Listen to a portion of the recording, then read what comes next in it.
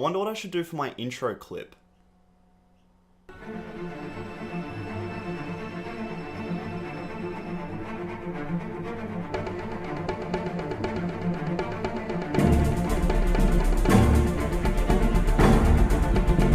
What's up, gamers? It's Apps here, bringing you your daily gaming news. And today, it's a bit of a slow gaming news day, and we've only got 2 news reports to get through, so let's get into them right now. Because our first gaming news report of the day is coming from Visceral Games, the game developers of Battlefield Hardline, because a lot of people lately have been wondering how the game is going to run on the Xbox One and the PS4. And today we have a little bit of information about that, because Visceral Games did tweet out that the game is going to be running at 900p on the PS4 and only at 720p on the Xbox One. Now, this has got quite a few gamers pissed off because their argument is that, like, it's a bit of a joke that our next-gen gaming consoles can't even run games at 1080p at 60 FPS. But this, for me, isn't really that big of a deal because I played the beta for Battlefield Hardline and the game looked incredible. And as long as it does run at 60 FPS consistently, then this doesn't really bother me that much. And it really shouldn't bother that many people as well, because the difference between 900p and 1080p really isn't that big of a deal. Unless you're sitting like really close to your screen, you're really not going to notice it that much. And the same with the Xbox One at 720p. When you're playing the game and you're immersed into the game, and the game's running really smooth with the graphics it has at the moment, then you're not really going to notice it at all. Like, obviously, I would prefer my games to be at 1080p at 60 FPS, but it seems that if games are going to be running at 1080p, the frame rate drop is going to be insane. And I'd rather, especially for an FPS type game, have a game running consistently at 60 FPS than dropping in and out every 2 seconds. And let me know, guys, would you guys rather have a game at 1080p with really good graphics at 30 FPS, or would you rather the game be really good frame rate wise, but not really that good on the graphics? Let me know in the comment section below what you guys think, and let's move on to our next news report of the day, because our next news report and our final news report of the day is coming from Quantum Break, because yes, guys, the game has been delayed till 2016. Well, it's not really official yet, but that's the rumor going around, because an industry insider has released a little bit of information over Twitter indicating that the game is going to be delayed until 2016. Now, this isn't really that big of a deal to me, because in my opinion, there are so many good games coming out in 2015 that this game being delayed until 2016 really isn't that big of a deal, because I'm going to be so busy playing with all the games that are coming out this year that it's not really going to be worrying me that much. But I guess if you're really looking forward to Quantum Break on the Xbox One, then I guess you are going to be a little bit pissed off. But it's better that the game comes out fully polished and ready to go rather than it being released before it's ready and then having to have like a bunch of updates for it and it just doesn't work on your console. So I guess you could see this as a good thing and a bad thing. Anyway, guys, because we've got a little bit of extra time at the end of our gaming news, what I'm thinking of doing is I'm thinking of bringing back like a segment I used to do back in 2013, 2014, where I'd let you guys submit clips to me and I'd put them on my show featured in the clip of the day segment before the gaming news starts. Now, how it would work was you guys would get clips from your console games or your PC games, submit them to me, and I'd put them at the start of the show. But that was sort of a little bit hard back when everyone was playing on the Xbox 360 and the PS3, because obviously you'd have to have capture cards to be able to do that. But what I'm thinking now is that it's a lot easier with the next gen consoles like the Xbox One and the PS4, because they have inbuilt DVRs which allow us to record our own clips whenever we want. So what I'm going to start doing, guys, is I'm going to let you guys submit your clips to me and I'm going to feature them, if you're lucky enough, on future shows. So all you have to do is record your clips. It doesn't really matter what game it's from. It can be from COD, it can be from Battlefield, it can be from FIFA, it can be from wherever you want. And all you have to do is take them from your console, put them on the PC, and send me the link via Twitter, and I should see them, and then I'll be featuring them on my show before I start the gaming news. So if you guys want to see your clips on my show, then it's definitely possible. All you have to do is record them and link them to me, and if you don't really know how to do that, I'm going to leave some guides in the description below for the Xbox One and the PS4 telling you guys how you actually do that and how you can submit your clips to me through Twitter. So if you're interested in that sort of stuff and you want to see your clip on the show, then get submitting, get your clips done, and they'll be on the show if you're lucky enough. Anyway, guys,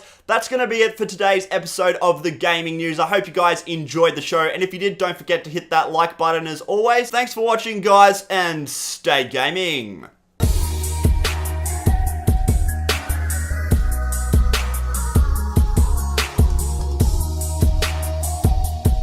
a 24-year-old gamer who died from playing World of Warcraft for 19 hours straight over the weekend. Now, obviously, he didn't die purely just from playing World of Warcraft for 19 hours, because that really doesn't make sense. Like, I've heard